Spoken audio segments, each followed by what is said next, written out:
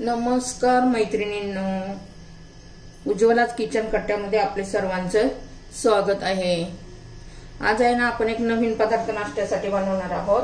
त्यासाठी हे बघा, ह्या वाटीने एक वाटी तांदूळ मी घेतले, ते रात्रभर भिजत ठेवले होते। 2 तास भिजत ठेवले तरी चालेल। हे एक वाटीभर तांदूळ घ्यायचे मिक्सरच्या भांड्यामध्ये। अजिबात पाणी घ्यायचं नाहीये।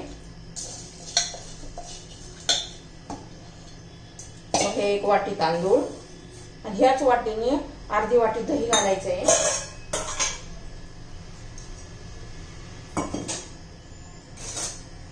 अर्धी वाटी दही घालायचे।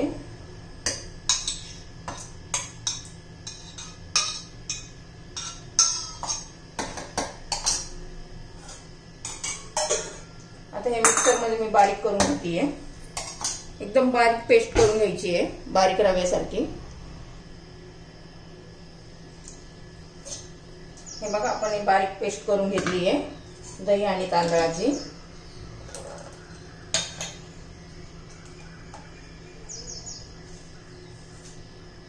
त्यामध्ये त्याच वाटीने एकाच वाटीचा वापर करायचा, सगळं म्हणजे माप व्यवस्थित येतं। पाव वाटी रवा घालायचा आहे, व्यवस्थित मिक्स करून घ्यायचं आहे।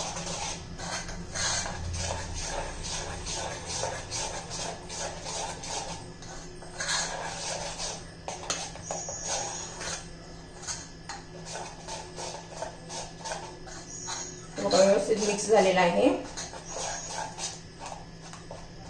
ते आता 10 ते 15 मिनिटे असंच ठेवायचं आहे भिजत, म्हणजे रवा फुलून येतो।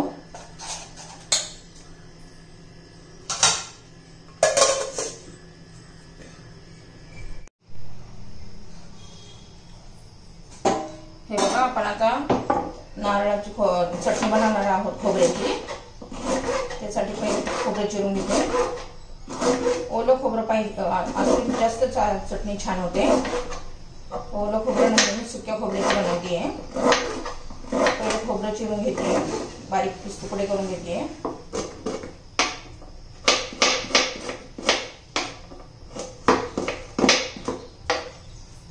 सगळं खोबरं मी चिरून घेते। हे बघा, चटणीसाठी खोबरं,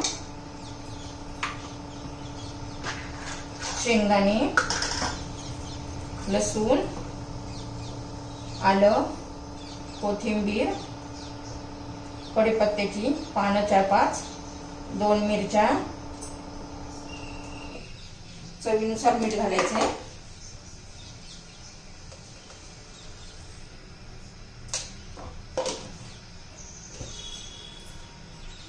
आणि आता हे सर्व मी मिक्सर मध्ये फिरून घेतेय। हे बघा, चटणी बारीक करून झाली आहे। आपण याला आता फोडणी देऊन घेऊया।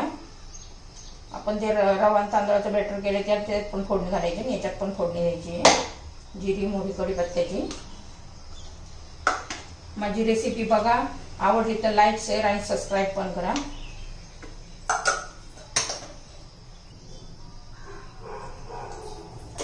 फोडणीचं भांडं ठेवले, आपल्याला फोडणी द्यायची आहे चटणीला।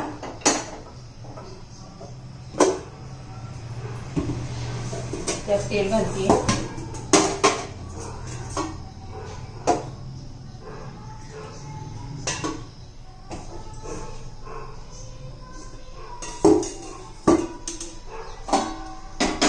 तेल गरम होते तोपर्यंत ह्या डब्याला आपण तेल लावून घेऊया।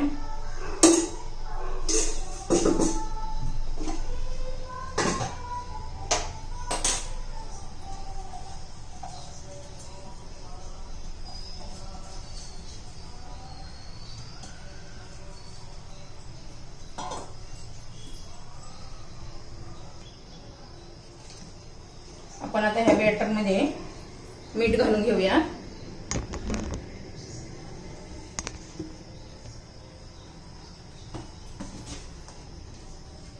चवीनुसार मीठ घालायचे।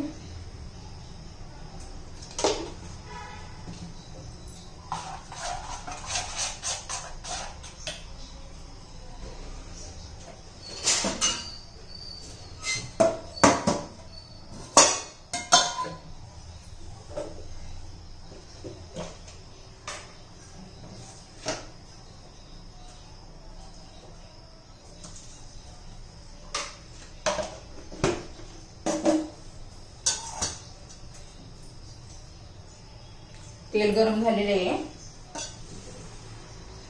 त्यात मोहरी घालू, 1 चमचा मोहरी, अर्धा चमचा जिरं,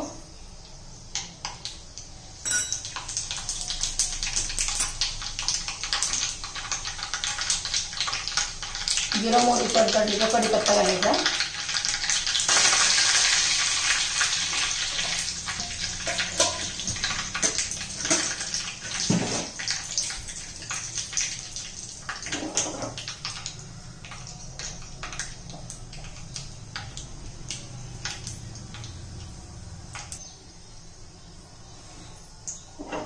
हे बघा याच्यात पण आपण फोडणी देऊन घेऊया। मग 2 लाल सुक्या मिरच्या घालायच्या,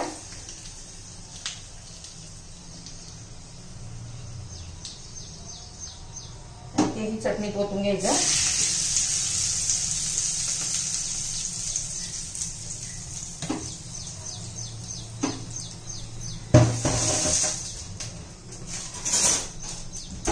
चमच्याने व्यवस्थित घालून घ्यायचं।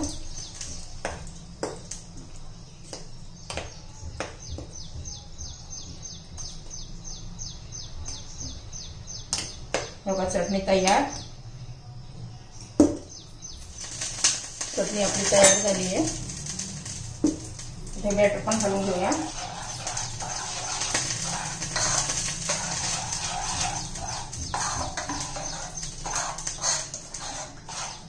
आता कढई गरम करण्यासाठी ठेवूया, त्यात पाणी घालू,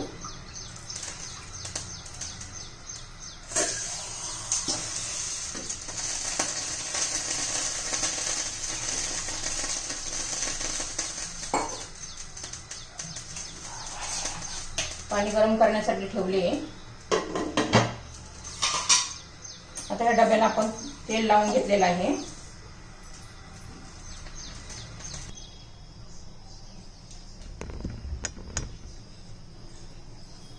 आता आपण तेल लावलेला डबा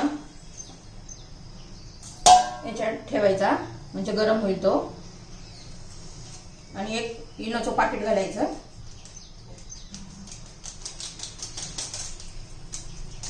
थोडंसं पाणी घालायचं,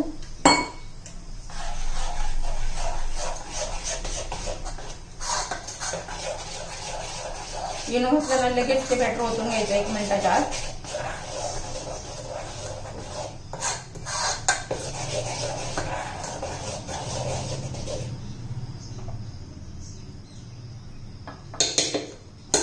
आता आपण हे बॅटर घालून घेऊया डब्यामध्ये,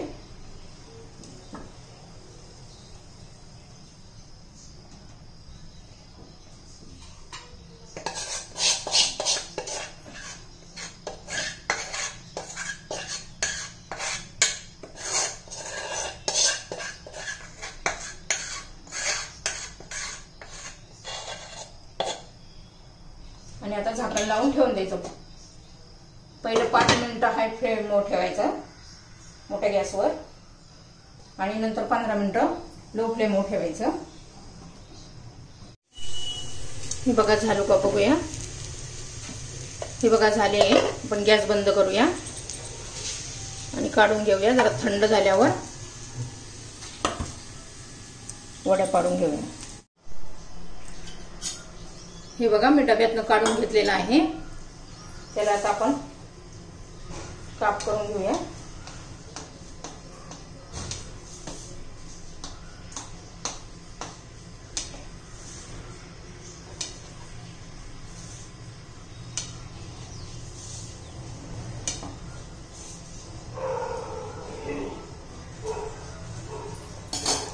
हे बघा आपण कापून घेतलेलं आहे, तुम्हाला एखादा पीस दाखवते काढून। हे बघा किती छान असं स्पंजी झालंय बघा।